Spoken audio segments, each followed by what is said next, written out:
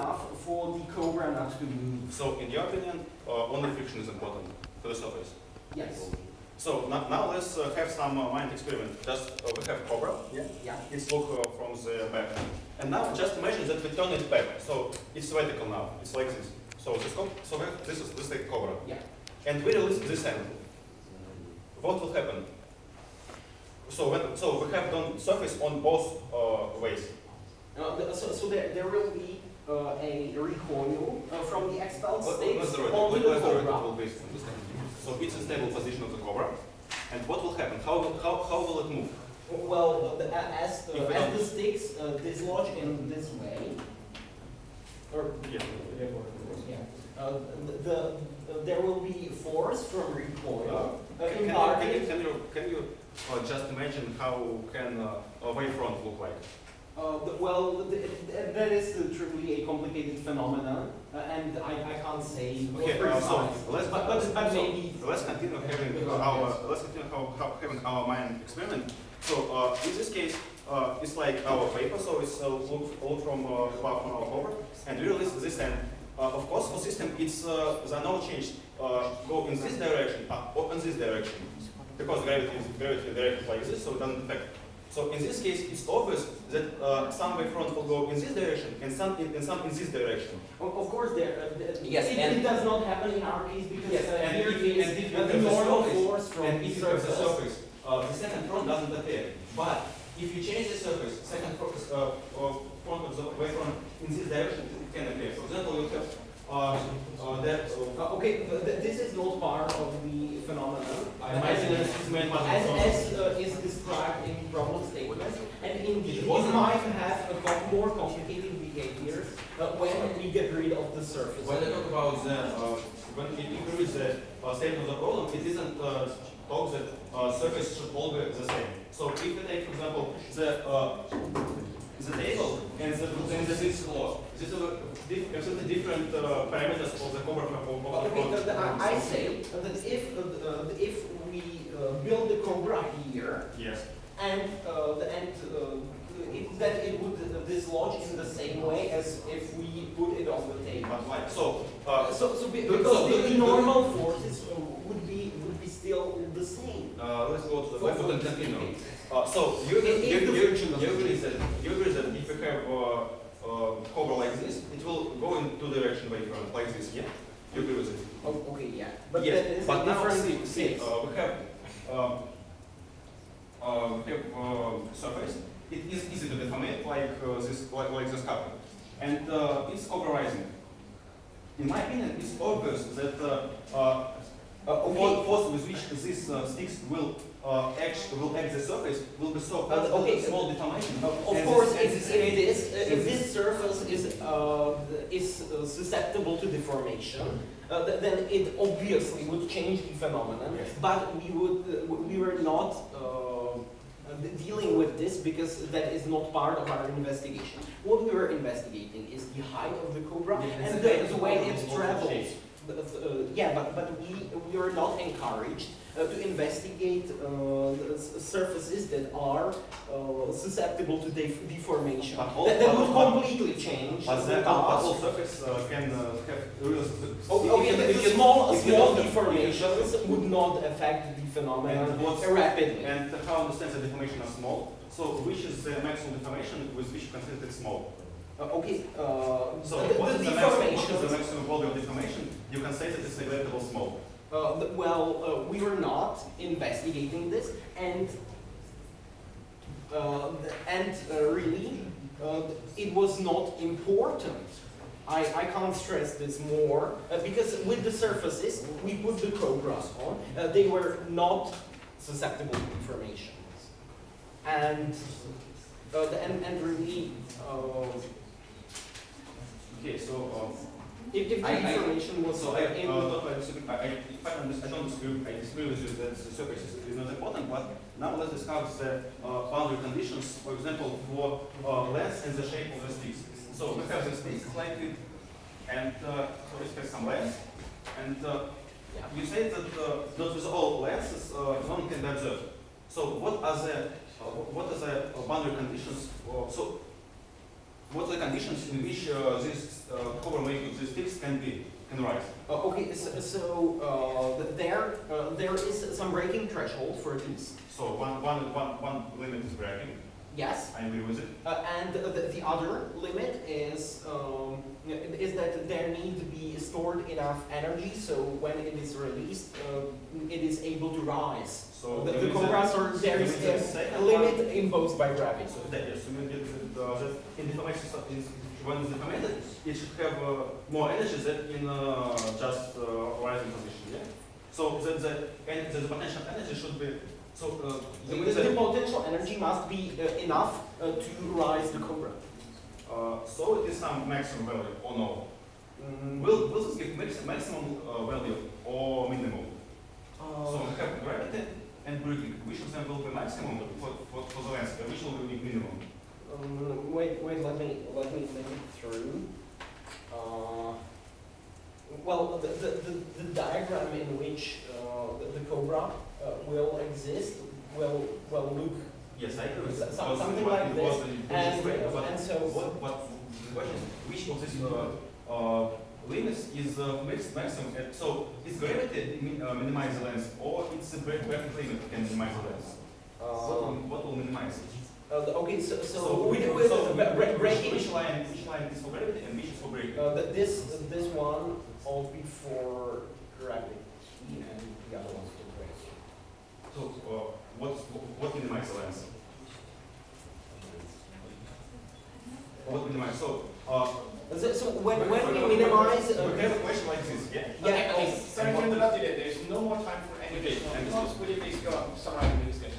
During the discussion with reporter, we've talked about first of all about the energy transfer in the system. That potential energy of information goes into kinetic energy in rotation and movement of the cobra. I agree with it. But also there's some energy losses, and it wasn't proved in the report and in the discussion that they're real small. Yeah, we see that it's some agreement between zero and agreement, but not all points have really good agreement. For example, there are also really big errors in Young's model's measurements. So air friction, for example, air friction could be important, and just including in the errors of Young's model measurements. So without proof, we can so no proof, no truth, we can believe that air friction is really small. After we've argued about the role of the surface, in my opinion, it's the main point of this problem, and but Potter didn't agree. But in my opinion, it is. And after talk about the boundary conditions for the length of the string. Thank you for your attention. Okay. It's time for questions from the community. Right. To the reporter, do you believe that the popsicle will rise without the ground, if it wasn't pushing off the ground? Well, if there, the phenomenon would be completely different, and most probably. So would the amplitude of the wave actually increase? Per se. Would the amplitude of the wave actually increase? Yes or no? There would be a wave, but and it would move in a way, but. Okay, thank you. Alright, to the opponent. In my opinion, if you don't have like turning back, yes. Right, like let's say you in drop. this case, amplitude will decrease because it will have to go into two directions, and so it will be smaller, about in 2 times. Right. Also, why does the wave actually reach a steady state? Why doesn't it keep increasing? What's the primary reason? Because there will occur the forces I Right. described will balance. Right. In my opinion, it's because of our system is not elastic wave, it's outer wave, and while throwing sticks away, the system gets extra energy while the deformation energy, and it helps us to rise. Thank you. So, to the report, one of the core assumptions in your theory is that the frequency, the number of sticks being expelled from the wave is constant, and therefore the velocity only depends on the angle or the length A you determine. So can you explain why you believe the frequency, the number of sticks ejected, is constant? Because it is an empirical observation, because and it should So make do you sense not have a because theoretical the cobra is the same everywhere, and as the sticks dislodge, they always dislodge in the same way. Therefore, the frequency of departures all be the same. So in your beam theory, deriving the elastic potential, what beam theory did you use? You used Euler's or Kim Chen? For the forces, the Euler elastic Okay, theory. so what assumptions did you make? The assumptions that were made was that the density of the cobra, the length density of the cobra is approximately the same. Of course, that it is continuously elastic medium, and that would really. Okay, thank you, I understand. So what do you believe is the efficiency of the wave? Conversion from elastic to velocity or gravitation. What's the efficiency? Just a rough number, efficiency. What percent of energy is transferred? I can't estimate the 90%, like 50%? it could be derived from I the think formulas. it's so hard to say without experimental data, so I It not could sure be about simply the- derived from the formulas I So showed how for the energy, but I don't have the precise Okay. numbers. Thank you. What do you think would happen if I actually double the thickness of the popsicle stick? What if I take two of them together? What would happen to them? well, Okay, it I'm would- afraid there will be no more time for an answer, so for that, and I would ask the media to go up and press on.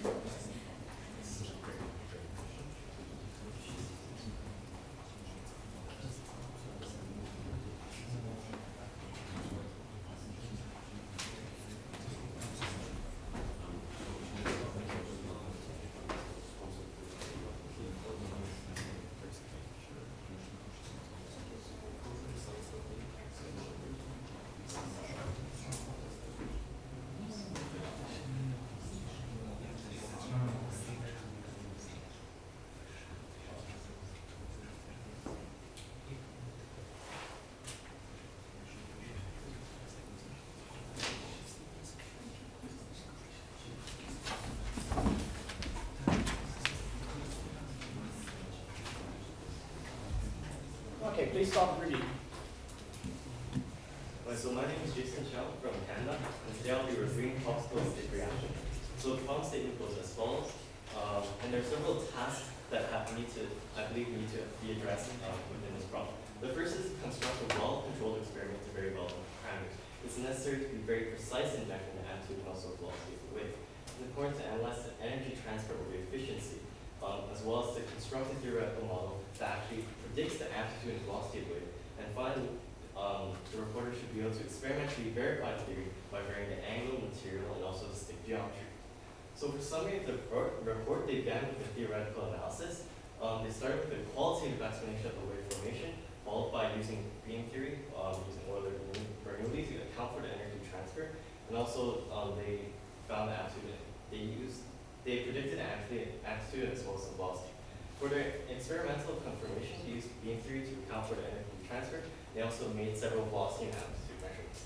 So several merits for the reporter. They had a very thorough qualitative explanation of the wave formation, as well as clear diagrams and visuals in order to help visualize the data for different angles.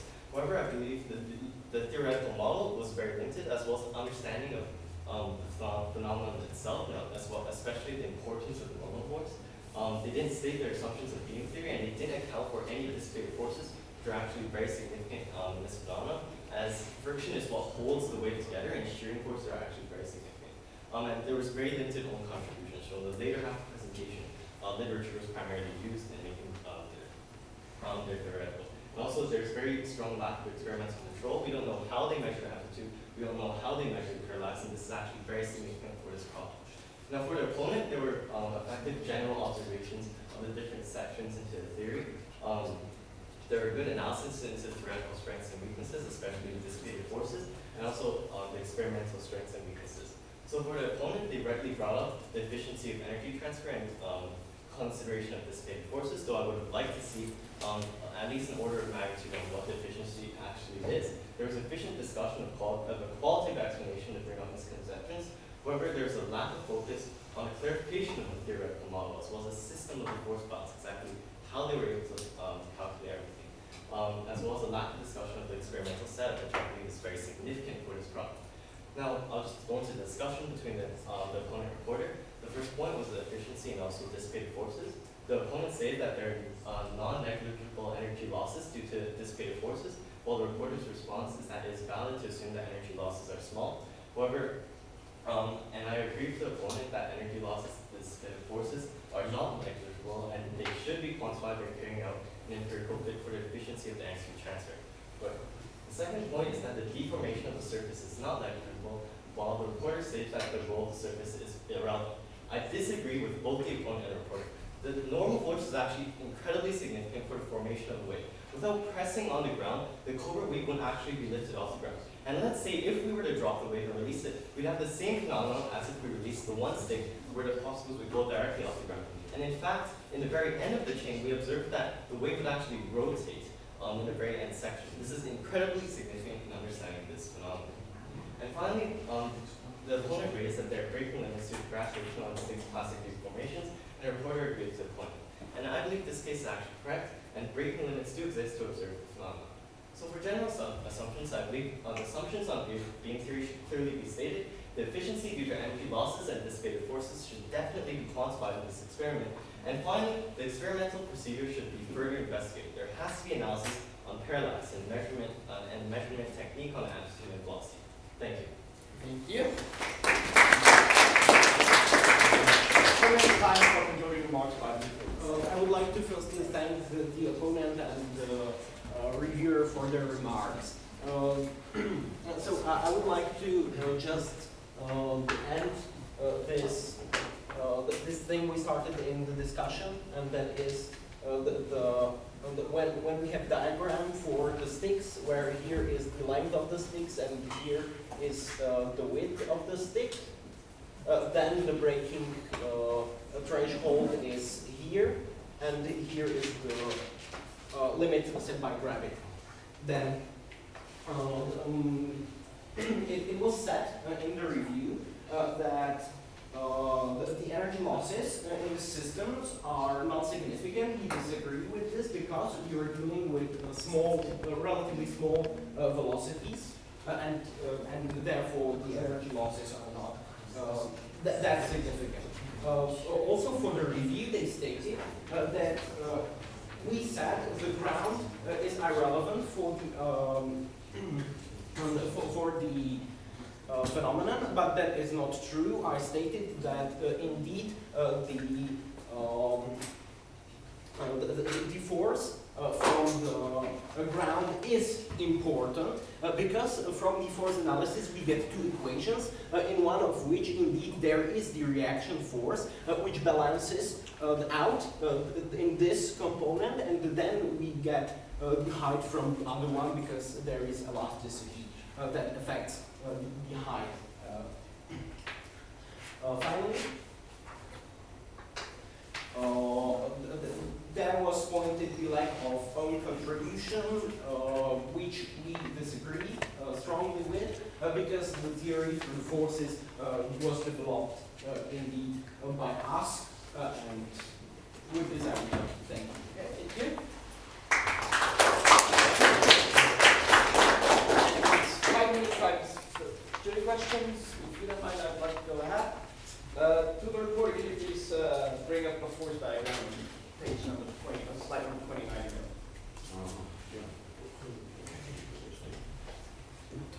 So there's time for any question to any of the other teams in between if you want to. Opponent reviewer? Otherwise, we'll wait for slide number 29.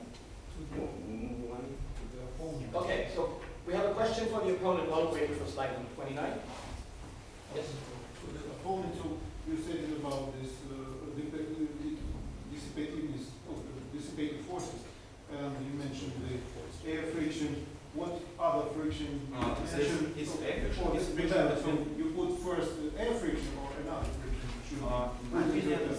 friction is more important because Air friction. because the cobra is its area is very high and velocity about 2 meters per second is enough to. So without air friction, we can't reach this saturated state? You mean that without air friction, the cobra can't reach this saturated state? No, I mean that air friction just should be taken into account in this phenomenon. Okay. Because without it, it can't be observed. Do you allow a comment by the reviewer? Okay. My question on that slide would be, what does this force act on and how does it evolve in time? Okay, these forces, Yeah. when in the steady state, they are not evolving with time. What do they act on? They are acting on the end of the cobra. Okay, so what mass is inserted for calculating the gravity? Only the mass of the very last state. There is the mass of the part of the cobra that is risen from the ground. Okay. Yes. I mean, does anybody else have a question for us? Because we should silence questions. Okay. What you mentioned the frequency of departures. Yes. This is the independent parameter which you input, which you need to input in your theory. Yes. Or it depends. Yes, it was something that was measured, and then The frequency of this related. Yes. So and does it affect to the velocity of this weight? Does it affect?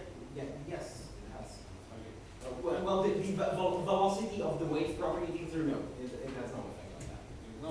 So if the frequency of departures is 0, Well, so we don't have a clear relation for this.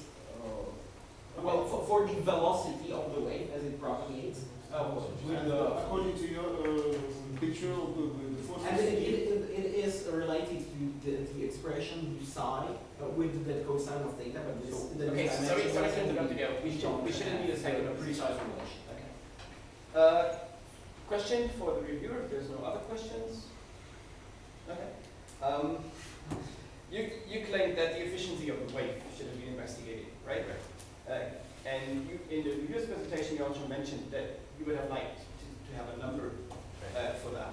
Could you give us a number for the efficiency? So the efficiency for the gravitational is around 5%. And we found that actually, when we take into account velocity as well as angular, it's closer around to 40 to 60%. Okay. Until